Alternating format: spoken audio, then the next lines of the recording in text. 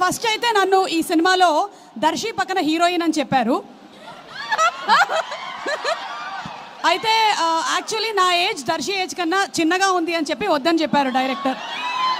దాంతో ఆ తర్వాత మళ్ళీ మీకు ఏం క్యారెక్టరు అంటే అప్పుడు ఇలా ఒక మంచి పవర్ఫుల్ కానిస్టేబుల్ అని చెప్పి తీసుకోవడం అయితే జరిగింది.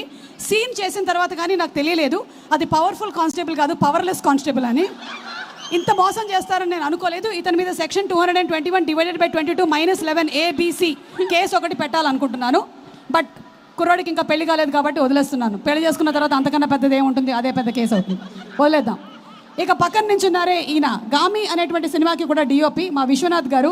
అసలు ఆయన ఫ్రేమ్స్ పెట్టారంటే పెట్టినట్టుంటుంది. అలాగే 8 వసంతాలు సినిమా కూడా ఆయనకు ఒక చాలా గొప్ప క్వాలిటీ ఉంది.